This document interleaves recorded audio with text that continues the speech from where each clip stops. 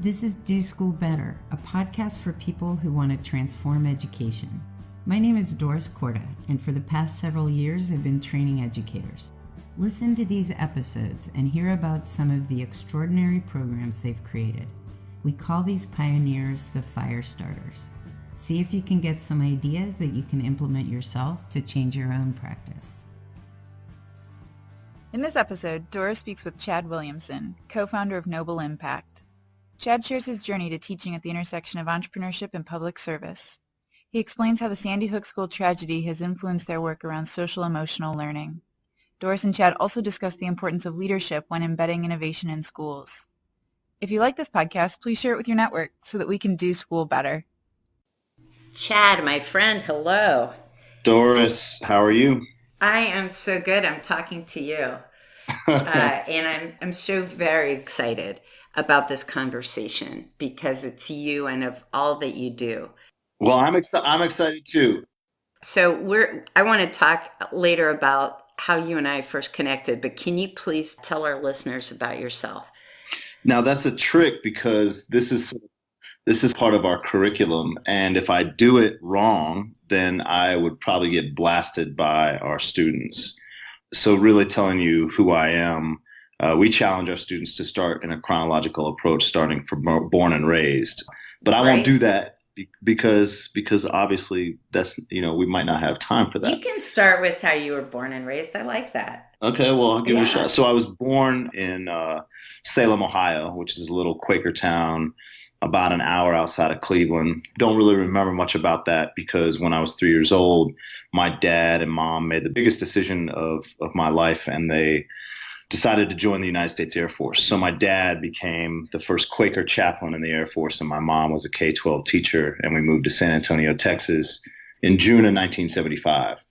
And so that started a whole new life for me, right? It changed my trajectory because from then on out, we moved every 2 to 3 years of my life until I was 18 years old, living in Turkey, Alabama, Germany, Texas, Florida, Ohio. And then I ended up going into the Air Force myself when I was 20 years old and spent 5 years in the Air Force, did physical therapy while I was in the Air Force. So I became a physical therapist assistant. Met a really cool guy in the Air Force who was a physical therapist that I worked with. And we started a company actually because we had our official PT licenses on the outside. So we would spend all day in the military in camouflage and treat people from 7:30 to 4:30. And then after that, we would go outside in the civilian sector in Tampa and the surrounding Tampa area and treat people in their homes and do home health. So we built a business. I got a call one day from my friend after I got out of the Air Force, and she said, "Hey, I know you're doing your physical therapy thing, but there's an opening at the school where I am working called Berkeley Prep. There's an opening for a basketball position." And she knew I loved basketball. So I started coaching basketball at Berkeley Prep and thought it would be really easy because I can hold my own at basketball, and figured that wouldn't be too difficult. And we went 1-15 that year. We were horrible. I had no clue how to coach. So I really dove deep into what coaching was all about. And I think that obviously even shines through to what I'm doing today. And then started teaching full time there. And they were looking for an answer to why we didn't have really good leadership in students. And so I said, well, let's start a class around leadership. So I received the E.E. Ford Foundation grant in leadership, and we had $100,000 to build a curriculum around leadership. And I started doing some research around it. And then the following year, we actually started another course around poverty called Poverty 101, which was a multidisciplinary approach that we took. And that research led me to this Global Leadership Institute in Little Rock, Arkansas, called the Clinton School of Public Service, which was started by President Clinton a couple of years before that. And he wanted to start a master's program that wasn't necessarily public administration or public policy. It was more so focused on public service, which was the first of its kind. And I thought it was really interesting, and I started digging into the curriculum and really liked some of it and sort of took some of it for myself and used it for my class. And then a year later, the admissions director there said, "You should apply here." And I said, well, that sounds cool. I mean, I know I want more education, but I don't want to just jump through the hoops to get my master's degree. but this sounds really cool. And they had a lot of field work. About 60% of the work was in the field. And so I applied and got in, much to my surprise, because I was horrible at school, hated every bit of school. Even getting my undergrad, traditional education wasn't for me, never has been. Traditional recess has always been for me. Tetherball, I can hang with the best at Tetherball for sure. Oh gosh, okay. I've known a lot of this. I did not know that. You are on, Chad. Next time we're together, we're going to find a... Okay, I'm going to take you on. Okay, keep going. Are you right or left? I'm right. All right. So now I got something up on you already. Okay. Oh, wow. Okay. I'm practicing. Okay. Yeah. So that led to me going to Little Rock, Arkansas and pursuing my master's degree. And my wife was cool with that. And she came and the Two Chocolate Labs came. And so we made our home in Little Rock from 2008 to 2011. And during that time, I started my own sports and public service series where I brought in athletes to come in and talk about what they were doing in the community. Professional athletes. I brought in Tiki, Barber, and Warwick Dunn, and Myron Roll. And we did a mini documentary with Yao Ming and Tracy McGrady. So the Clinton School has a pretty robust speaker series, over 100 speakers a year. But I was really curious about the sports sector, especially African-American males, and what they were doing in their communities to make an impact, not necessarily what they were doing on 4th and 1 or how many points they scored in a game.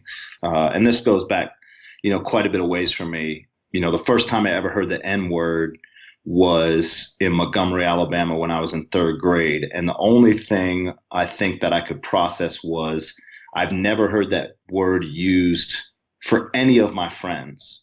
And I had a lot of friends that were Black because the military is the most diverse organization in the world. And when your dad's the chaplain, everybody comes to the chapel, and we knew everybody. And I just knew that my best friend's name was James, and we nicknamed him Papa. And he was Black, and we ruled recess together. But I never heard him called an N-word. I never even heard any of my other friends that were Black called the N-word. And so I think that stuck with me even subconsciously. And that's why I'm so big on Black male achievement through the work that we do now. And so, one of those guys that I came across was Dhani Jones, and we hit it off. I ended up working with him for 3 years out of Cincinnati. He was a middle linebacker for the Cincinnati Bengals at the time. We started a couple things in Cincinnati, a one-on-one interview show on the CBS affiliate. And then we started a bow tie organization where we created signature bow ties and design bow ties for different nonprofits around the country. And then I met a guy one night at a restaurant in Cincinnati, and he said he was from Fort Smith, Arkansas. And I thought, what? I'm going back and forth from Little Rock. I know Arkansas pretty well. And he said, I'm really curious about education. I said, well, I used to be a high school teacher and I'd love to get back in education, but I just don't know when the time will be right, but we'll see. And he said, well, I want you to think about this word noble. And so I remember just doing some research, and there was a video on the Clinton School website where President Clinton's on there, and it's a really impactful video, and he's talking about his presidential library, and this is when he dedicated, I want people to come to this library, liberal, conservative, Democrat, Republican, to see that public service is noble. And I was like, oh, that word. And so it resonated with me at a pretty high level then. And then the timing was right. And he sent me a text in November of 2012, said, and let me know when you're ready for your next challenge. And I hit him back in 2 minutes, like, talk to me. I'm ready. And so we started having conversation around what this noble thing could be. And then I ended up adding the word impact to it because I started looking up just the word noble. You know me well enough. I'm always looking for the meaning behind things. And absolutely. And when I put impact to it, it just had this ring. So we launched Noble Impact really in February of 2013. We had a couple ideas around some things, and this was from our chairman, the guy that I met at the restaurant in Cincinnati. And one of his things, and I think that got him really thinking, was his son came home from school when he was in high school, and he and his dad were talking about the homework that he had to do, and he pretty much said, I'm not going to do my homework. And his dad was like, well, why not? And he said, well, Dad, if there's no purpose, there's no reason. And so that stuck with Steve, and Steve thought, well, am I listening to the insights of, an average high school kid that just doesn't want to do his homework, or am I listening to the insights of a generation?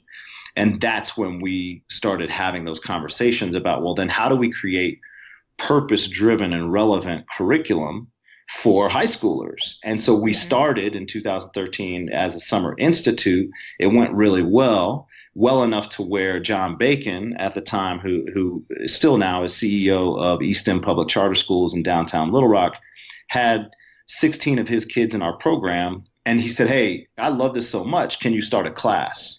And I said, absolutely. So it went really well. We started with 24 kiddos. They were awesome, sophomores and juniors. And we were at this intersection of public service and entrepreneurship.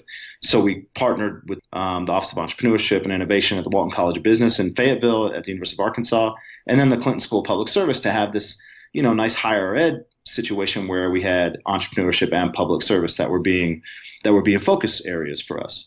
So the following year we learned from that, but we also figured out that we're not reaching everyone. And we had done a pilot our first year. Actually, the first time we ever did Noble Impact was in a third grade classroom in Tampa, Florida, second and third grade in the summer. And it went really well. And I was like, man, this works in elementary school. But we were already committed to the high school institute. And so we actually flirted with it in our first year at East End, and we did a third grade pilot, and they loved it. And they pitched their ideas at the end and pitched like companies on how they would redesign their classroom. And it was during that time, I think you pretty much launched the same time I launched. That's right. That's exactly right. We just started exchanging notes. Yeah, exactly. And then, just to add into when you and I connected, in your research, you'd somehow come across something about what I was doing, and you reached out to me and we had a phone call, and you and I were both so excited because this was actually in the world of progressive education. This was really early, and we were so excited to find someone who was so philosophically aligned. We were so on the same page. And it was years ago, whatever year that was. We were really early in this thought process, and sometimes I felt we were too early. I felt like, man, it's too hard to get traction. Because people just don't believe in this stuff. Yeah. And you and I were approaching our start in very different places. You were working with public schools. I was inside an independent school. And there was no understanding really of what we were trying to do, and huge resistance. It was tough, which is added to why we were so excited about each other, right? No, absolutely. And I think, you bring up a good point, because doing this type of work does vary from private to public to charter school education. And there has to be some sort of a door opening and leadership that's willing to take on new stuff. And the nice thing about working in NAIS or independent schools, those schools have the flexibility to experiment and to bring on new ideas. Not that it's easy, because it's still not, right? Because you're really under the gun, because you have to prove yourself. Because you're answering to a lot of different people in private school, even in a different capacity than you are in public school. So, if you create something and you don't come through with it, you really look bad. You're exactly right. And the reason I started with Hawken is because I wanted to find an independent school that was committed to letting me experiment, because you're right, independent schools have more flexibility. On the other hand, the challenges are different, right? So in private schools, there are expectations about what academic performance looks like, about what an academic course should be like. It's this whole other set of cultural roadblocks. Now, in the last several years, I've been working with a lot of public schools, so I understand much better the differences. But the work itself, what's really interesting is kids are kids. And as we have in the education industry now, much more of a movement globally around this kind of education. Yeah. And just to capitalize on your kids are kids. I think sometimes when you try to do new stuff, and you're excited about something, the thing that gets in the way aren't the kids. The kids want it. It's the adults. Oh yeah. It's the lack of imagination from adults that are still really the only memories that we have of education is very traditional. So if you really want to shake it up, kids are going to love it for the majority of the time. But adults are the ones that are the first to press back, whether it be parents or administrators, teachers, etc. So it just makes me think, that word innovation, and it always brings me back to the Harvard Business Review article, The Innovator's DNA, and those 5 discovery skills. And associating is the backbone of it.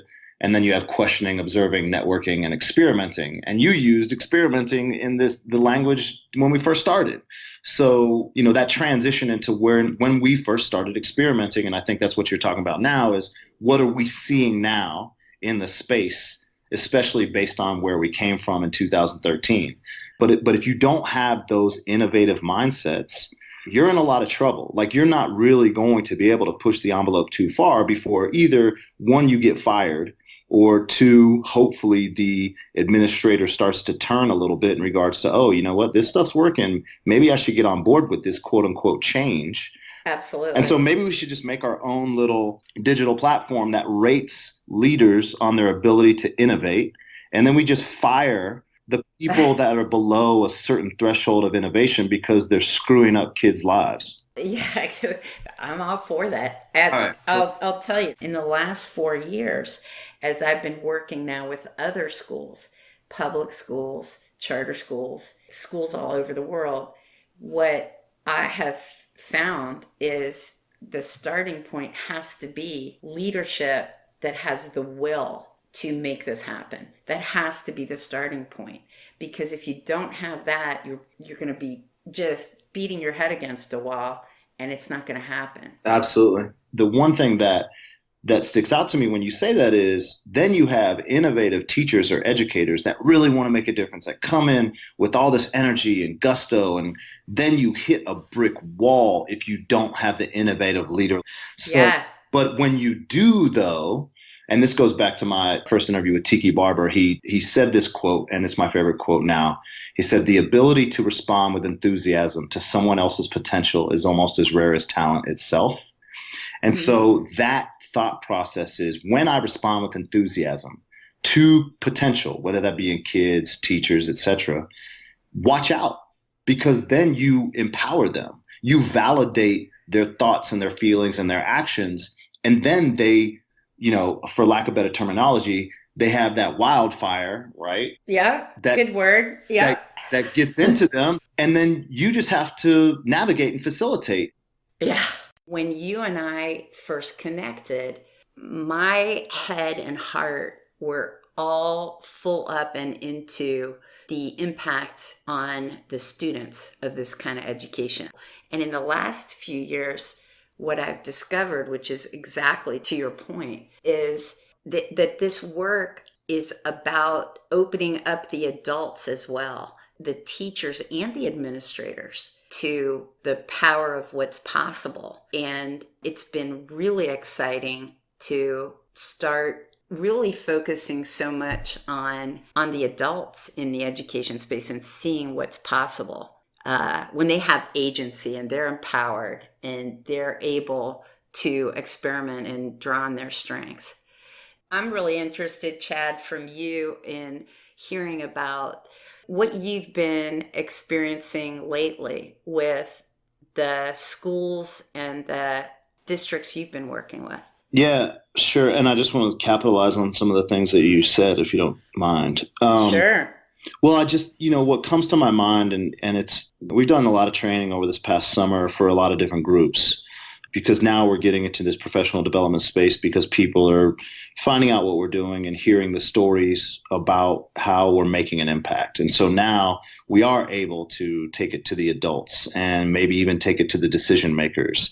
And I think that to your point, you have to be able to influence the adults, the teachers, the parents, the administrators. And the only way to do that, at least through what we've experienced out of Arkansas, is storytelling. I mean, we have to be able to tell the stories of the kiddos that are benefiting from this type curriculum. And we've said we've used that language a couple times now because it's hard to describe sometimes, right? And in all reality, it's just empowering kids to be their own advocates. And however they do that. But for us, we do it through 3 different skills. And we see these 3 skills as paramount to what we do. And number 1 is listening. Number 2 is storytelling. And number 3 is reflecting. And then we have our own purpose statement, right? The purpose of Noble Impact is to increase access and opportunity for every student we serve. And, it's the last year, 2016, and I'm at South by Southwest. And I know, at this point, you and I had maybe in the hundreds of conversations at this point, right? About, man, you're doing good work. You're doing good work. And I thought, you know what? Yes, this is it. Like, we're onto something big, and kids love it. And so at this point, we have about, over 1,000 kids in our program from 5th grade to 12th grade. And we're starting different things. But then in 2016, I go to South by Southwest. I get there really early. It's a Sunday, and it's about 2 p.m. And I get there so early that they aren't giving out the name badges yet, right? Like, so I go across the street. I think it's the Hilton across the street, and there's a huge restaurant downstairs, and it's only me in the entire restaurant. And I'm watching, there's ESPN is playing, they got these flat screens. And there was a UFC fight the night before. And this guy pulls up to me 3 seats down. I'm sitting at the bar. And he said, "Oh, did you see that fight?" And I'm like, "Yeah, actually I did." He said, "Are you a fighter?" I'm like, no, I'm not a fighter. Right? Like, I was like, how is this the first question that I'm getting? And I said, and he looked about my age, right? Like early 40s. And I said, "Well, are you a fighter?" And he said, "Yeah, I love that stuff, that MMA, UFC." And I'm like, "Oh, cool." And he said, "Well, why are you here?" And I said, "Well, I'm here for South by Southwest education." He's like, "Oh, me too." I said, "Oh, cool." He said, "Are you a speaker?" I'm like, "No." "Are you a speaker?" He said, "Yeah, absolutely." I said, "Well, what are you speaking on?" He said, "Violence and compassion in K-12 and how it relates to neuroscience." And I'm thinking to myself, like, this is some deep stuff. I don't even know if I've really heard that type of language together. And I was looking for something easy, like curriculum development or something of that nature. And I said, "Well, where are you from?" And he said, "Newtown, Connecticut." And I was like, "Newtown, Connecticut." And I got my wheels turning. I thought, there's something there. And he could see me struggling with trying to connect the dots. He said, "My 6-year-old daughter was murdered in her 1st grade classroom at Sandy Hook." And I said, "I can't even imagine." And he said, "Yeah, you can." He said, "That's why you responded that way." And that's when I met Jeremy Richmond. And that changed the way that I thought about what we do, why we do it, how we do it, and who we even are in relation to all of this. And Jeremy scoots 3 seats down. We spend the next 2 hours together. We share our lives. We share our stories. He shows me all these pictures of IBL, and tells me that when the Sandy Hook massacre happened, that just like a lot of other parents and even the community, like, what can we do? Well, it turns out Jeremy is a neuroscientist. His wife, Jennifer, is a scientist as well. And they started the IBL Foundation after IBL was murdered to focus on preventing violence and building compassion in communities, schools, and then this focus on neuroscience while also focusing on social-emotional learning. And so I just started engulfing myself. Like, I just started diving deep into all this language and realized that, you know what, we're not doing entrepreneurship. We're not doing public service. It is a byproduct of the social emotional work that we're doing on a daily basis with kiddos in Little Rock that, and if you know anything about Little Rock, one of the things you do know, obviously, 1957, Little Rock 9, there's significant history behind desegregation. There's a lot of history there. There's still to this day a lot of pain. The school district itself was taken over by the state due to a quote unquote dysfunctional board, at the time, and is still run by the state. So there's a lot of work we do that just can't be chalked up to the lean canvas and entrepreneurship, right? Those are tactics, right? Absolutely, So absolutely. I end up, and I've had this for years, and I think it's getting better, but for years I've had the baggage that comes with what I call all this edgy jargon. People want to put it in a box. Oh, is this is that lean launchpad stuff, or Yep. this is the design thinking stuff, or this is the entrepreneurship stuff. And it's like, no, it's a completely different approach to teaching and learning. And those are just tactics and tools that you use as you're doing this work. Absolutely. And that's what it is. Yeah. It's a toolkit. And those tools still need to begin with compassion, right? Absolutely. And even like a design thing, it begins with empathy. And I like to use compassion a little bit more, especially now that we're so tight with the IBL Foundation. And now we've actually, I forget if I told you, but we've entered into an understanding, an MOU with the IBL Foundation, and they're our scientific research partner, and we're their education partner in regards to how do we know that we're really making a difference and making an impact in the lives of others. And Jeremy Richmond and the IBL Foundation are going to be our scientific research partner going forward with all of our curriculum, which we believe is beneficial to the kids in our program because it's building their social emotional capacity. And so I think when we look at the greatest entrepreneurs in the world, even today and years past, one of the things that they probably do have a lot in common is a high level of social emotional intelligence. And so even going back to the new masters, what is the new grading system that you're dealing with? The mastery transcripts. Yeah, so the mastery transcripts. Like, I mean, it's not only about ACT and SAT.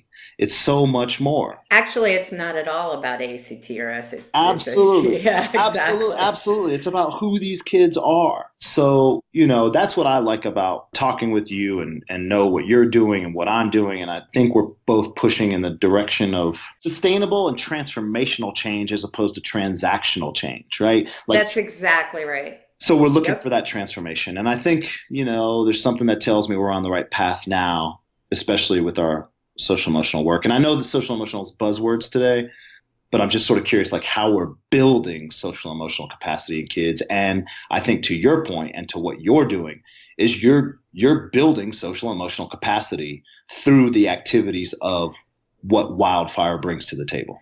Absolutely. And when it comes to measuring, it's about measuring growth. Yep. In social emotional capacity and skills.